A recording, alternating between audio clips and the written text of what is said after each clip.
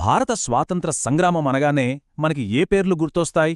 ఢిల్లీ, బెంగాల్, బాంబాయి కదూ. కాని నిజాం పాలనలో ఉన్న హైదరాబాద్ సంస్థానం కూడా స్వాతంత్ర్య జ్వాలను రగిలించడంలో చాలా కీలక పాత్ర పోషించిందని మనలో ఎంతమందికి తెలుసు? చాలామందికి తెలియని, చరిత్ర పుస్తకాల్లో అంతగా కనిపించని ఈ అద్భుతమైన స్ఫూర్తిదాయకమైన కథలోకి మనమిప్పుడు వెళ్దాం. చాలామందిలో ఇదే అభిప్రాయం ఉంది కదూ. నిజాం పాలన వల్ల హైదరాబాద్ స్వాతంత్ర పోరాటానికి చాలా దూరంగా, ప్రశాంతంగా ఉండిపోయిందనే అనుకుంటూ ఉంటారు. కాని అది ఎంతవరకు నిజం? వాస్తవానికి జాతీయ స్థాయిలో జరిగిన ప్రతి పెద్ద ఉద్యమం యొక్క అలలు హైదరాబాద్ వీధుల్లో కూడా బలంగానే తాకాయి. ఇక్కడి ప్రజలు కేవలం ప్రేక్షకులుగా మిగిలిపోలేదు, వాళ్లు పోరాటంలో భాగమయ్యారు. సరే, ఈరోజు మనం ఏం చూడబోతున్నామంటే, మనం ఒక చారిత్రక ప్రయాణం చేయబోతున్నాం. స్వదేశీ ఉద్యమంతో ఆ నిప్పురవ్వ ఎలా మొదలైందో చూస్తాం. ఆ తర్వాత ఖిలాఫత్ ఉద్యమంతో రాజకీయ చైతన్యం ఎలా పెరిగిందో గమనిస్తాం. గాంధీజీ పిలుపుతో సహాయ నిరాకరణ, క్విట్ ఇండియా ఉద్యమాల్లో హైదరాబాద్ యోధులు ఎలా స్పందించారో కూడా తెలుసుకుంటాం. ఇక చివరగా ఈ మహోద్యమానికి నాయకత్వం వహించిన కీలక వ్యక్తులెవరో గుర్తుచేసుకుందాం. సరే, మన కథ మొదలయ్యేది ఇక్కడి నుంచే. 20వ శతాబ్దం ఆరంభంలో దేశవ్యాప్తంగా బెంగాల్ విభజన ఒక పెద్ద నిప్పు రగిలించింది. ఆ సెగలు హైదరాబాద్ సంస్థానాన్ని కూడా తాకాయి. ఇక్కడే వ్యవస్థీకృత ప్రతిఘటనకు, అంటే ఒక ఆర్గనైజ్డ్ రెసిస్టెన్స్కు బీజాలు పడ్డాయి. చూడండి, 1905లో బెంగాల్లో మొదలైన ఒక సంఘటన హైదరాబాదులో ఎలాంటి ప్రకంపనలు సృష్టించిందో ఈ టైమ్లైన్ మనకు స్పష్టంగా చూపిస్తుంది. ప్రజలు స్వదేశీ వస్తువులనే వాడాలి, విదేశీ వస్తువుల్ని బహిష్కరించాలి అనే పిలుపు హైదరాబాదులో కూడా బలంగా వినిపించింది. ఈ ఉద్యమ ప్రభావం ఎంత తీవ్రంగా ఉందంటే, కేవలం 5 ఏళ్లలోనే నిజాం ప్రభుత్వం భజన మండలుల లాంటి సాంస్కృతిక కార్యక్రమాలను సైతం అణచివేయాలని ఆర్డర్లివ్వాల్సొచ్చింది. ప్రతి ఉద్యమానికే నాయకులే ప్రాణం. హైదరాబాదులో స్వదేశీ ఉద్యమానికి అఘోరనాథ్ చటోపాధ్యాయ, ముల్లా అబ్దుల్ ఖయ్యూం లాంటి వాళ్లు నాయకత్వం వహించారు. అయితే వాళ్లెదుర్కొన్న పరిణామాలు మామూలువి కావు. కేశవరావు కొరాట్కర్ సమావేశాలు నిర్వహిస్తే దామోదర్ సత్యలేకర్ను బ్రిటిష్ రెసిడెంట్ ఏకంగా బ్లాక్లిస్ట్ చేశారు. ఇక అప్పాజీ తుల్జాపూర్కర్ను అయితే రాజ్యం నుంచే బహిష్కరించారు. అంటే వాళ్ల జీవితమే తలకిందులైపోయింది. అయినా సరే వాళ్లు వెనక్కి తగ్గలేదు. మరి ఈ సందేశాన్ని ప్రజల్లోకి ఎలా తీసుకెళ్లారు? ఊరికే మీటింగ్లు పెట్టేసి లెక్చర్లిచ్చి కాదు, చాలా తెలివిగా, సృజనాత్మకంగా పనిచేశారు. అంజుమన్ ఈ ఇక్వాన్ ఉస్ సఫా లాంటి సంస్థలు కరపత్రాలు పంచితే, భజన మండళ్లు పాటల రూపంలో ప్రజల్ని చైతన్యపరిచాయి. ఇక యువతకు శిక్షణ ఇవ్వడానికి వ్యాయామశాలలు సెంటర్లుగా మారాయి. ఇది కేవలం రాజకీయ నిరసన కాదు, ఒక సామాజిక, సాంస్కృతిక ఉద్యమంలా మారింది. సరే, ఇప్పుడు మనం కథలో తర్వాతి ఘట్టానికి వెళ్దాం. స్వదేశీ ఉద్యమం ఒక నిప్పురవ్వైతే, ఖిలాఫత్ ఉద్యమం దాన్ని ఒక మంటలా మార్చింది. అంతర్జాతీయ సంఘటనలు, స్థానిక సంస్కరణల కోసం డిమాండ్లు ఇవన్నీ కలిసిపోయి హైదరాబాదులో రాజకీయ చైతన్యాన్ని నెక్స్ట్ లెవెల్కి తీసుకెళ్లాయి. హిందూ ముస్లిం ఐక్యతకు ఇదొక కొత్త పునాది వేసింది. కేవలం 2 ఏళ్లలో హైదరాబాద్ రాజకీయాల్లో ఎంత వేగంగా మార్పులొచ్చాయో చూడండి. 1918లో సంస్కరణల కోసం ఒక చిన్న సంఘం ఏర్పడింది. 2 ఏళ్లు తిరిగేసరికి 1920 నాటికి జాతీయ స్థాయిలో గాంధీజీ నడిపిస్తున్న ఖిలాఫత్ ఉద్యమానికి మద్దతుగా హైదరాబాదులో ఏకంగా ఖిలాఫత్ దినోత్సవం, ఐక్యతా దినోత్సవం జరుపుకునే స్థాయికి వచ్చింది. ప్రజల రాజకీయ అవగాహన ఎంతగా పెరిగిందో చెప్పడానికి ఇంతకన్నా ఏం కావాలి? హైదరాబాద్లో ఈ ఖిలాఫత్ ఉద్యమానికి ముమాయున్ మోర్తజీ, హనూన్ మొహమ్మద్ మోర్తజీ లాంటి స్థానిక నాయకులు ఊపిరిపోశారు. అయితే వాళ్ల ఆలోచనలను ప్రజల్లోకి బలంగా తీసుకెళ్లింది మాత్రం వార్తాపత్రికలే.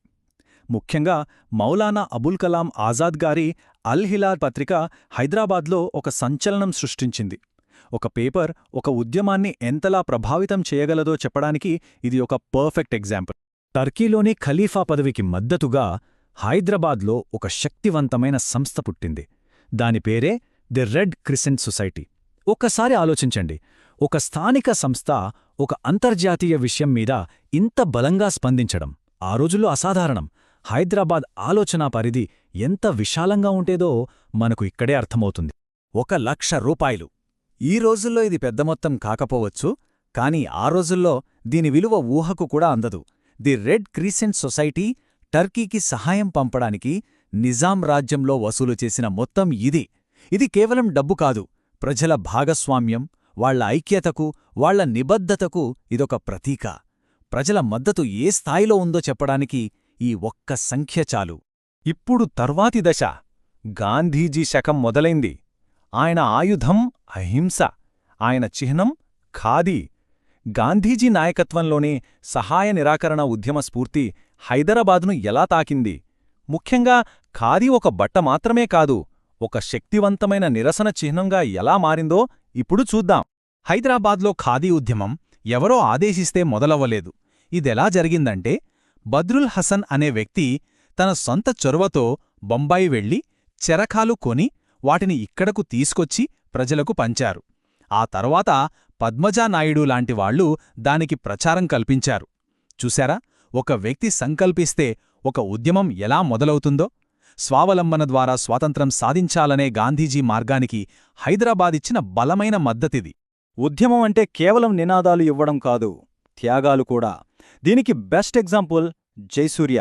1921లో బొంబాయిలోని గ్రాంట్ మెడికల్ కాలేజీలో చదువుతున్న ఈ హైదరాబాదీ విద్యార్థి గాంధీజీ పిలుపుతో తన చదువును మధ్యలోనే వదిలేశారు.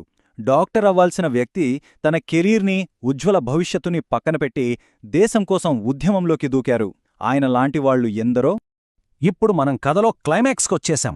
1942 క్విట్ ఇండియా ఉద్యమం, ఆజాద్ హింద్ ఫౌజ్, భారత స్వాతంత్ర సంగ్రామంలోని ఇవి అత్యంత కీలకమైన ఘట్టాలు. మరి ఈ దశలో హైదరాబాద్ పాత్రేంటి? అది మామూలు పాత్ర కాదు, చాలా చాలా ప్రత్యేకమైనది. ఇక్కడున్న ప్రతి పాయింట్ ఒక సాహసగాథలాంటిది. జిఎస్ మేల్కోటే ఉద్యమాన్ని వ్యాప్తి చేస్తే, పద్మజానాయుడు ఏకంగా బ్రిటిష్ వాళ్ల అడ్డా అయిన రెసిడెన్సీపైనే కాంగ్రెస్ జెండా ఎగిరేయడం, ఆ ధైర్యం మామూలుది కాదు.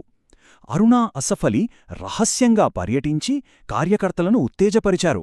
ఇక బూర్గుల రామకృష్ణారావు, స్వామి రామానంద తీర్థలాంటి పెద్ద నాయకులను నిజాం ప్రభుత్వం అరెస్టు చేసింది. ఇది ఉద్యమ తీవ్రతను మనకు చూపిస్తుంది. హైదరాబాద్ పాత్ర కేవలం స్థానికంగానే ఆగిపోలేదు, ఏకంగా అంతర్జాతీయ స్థాయికి వెళ్ళింది. సుభాష్ చంద్రబోస్ స్థాపించిన ఆజాద్ హింద్ ఫౌజ్ అంటే తాత్కాలిక ప్రభుత్వంలో 2 హైదరాబాదీలు అత్యంత ఉన్నత పదవుల్లో ఉన్నారు. అబిద్ హుసేన్ సఫ్రానీ ఏకంగా మంత్రిగా పనిచేస్తే, ప్రొఫెసర్ సురేష్ చంద్ర నేతాజీకి పర్సనల్ సెక్రటరీగా ఉన్నారు. ఆలోచించండి, సుభాష్ చంద్రబోస్ పక్కనే 2 హైదరాబాదీలు. ఇక్కడే ఒక చాలా చాలా ఇంట్రెస్టింగ్ విషయం ఉంది. ప్రొఫెసర్ సురేష్ చంద్ర కేవలం కార్యదర్శిగానే కాదు, ఆజాద్ హింద్ ఫౌజ్ రేడియోకు వ్యాఖ్యాతగా కూడా పనిచేశారు. ఆ రేడియో ప్రసారాలు ఇంగ్లీష్, జర్మన్తో పాటు మన తెలుగులో కూడా ప్రసారమయ్యేవి. ఒక్కసారి ఊహించండి, బర్మా నుంచో సింగపూర్ నుంచో స్వాతంత్ర పోరాట వార్తలు నేరుగా తెలుగువాళ్ల చెవిన పడేవి. ఎంత అద్భుతం కదా! సరే, ఇప్పటిదాకా మనం ఎన్నో ఉద్యమాలు, సంఘటనల గురించి మాట్లాడుకున్నాం. ఇప్పుడు వాటన్నిటికీ వెన్నెముకగా నిలిచిన కొందరు ముఖ్య నాయకుల్ని, వాళ్ల పాత్రల్ని ఒక్కసారి గుర్తుచేసుకుందాం. మనం తెలుసుకున్న విషయాలను రివైజ్ చేసుకోవడానికి ఇది బాగా ఉపయోగపడుతుంది. ఈ టేబుల్ చూస్తే మనకొక విషయం చాలా క్లియర్గా అర్థమవుతుంది. స్వదేశీ ఉద్యమం నుంచి మొదలుపెట్టి ఆజాద్ హింద్ ఫౌజ్ వరకు ప్రతి కీలక దశలోనూ హైదరాబాద్ నాయకులు ముందు వరుసలో ఉన్నారు. అఘోరనాథ్ చటోపాధ్యాయ, పద్మజానాయుడు, అబిద్ హుస్సేన్ సఫ్రానీ, ఇలా ప్రతి పేరు వెనుక ఒక కథ ఉంది, ఒక త్యాగముంది, ఒక గొప్ప స్ఫూర్తి ఉంది. మనం మొదట్లో ఒక ప్రశ్న వేసుకున్నాం, స్వాతంత్ర సంగ్రామంలో నిజాం రాజ్యం పాత్ర కేవలం ప్రేక్షక పాత్రేనా అని. ఇప్పటికీ మనకు సమాధానం దొరికేసి ఉంటుంది. ఖచ్చితంగా కాదు. హైదరాబాద్ ఒక చురుకైన, శక్తివంతమైన భాగస్వామి. అయితే ఇప్పుడు మనం ఆలోచించాల్సిన అసలైన ప్రశ్న మరొకటుంది. ఈ యోధుల వారసత్వం, వాళ్ల త్యాగాలు మనకు ఈరోజు ఏం నేర్పిస్తున్నాయి? వారి కథల నుండి మనం ఏం స్ఫూర్తి పొందాలి?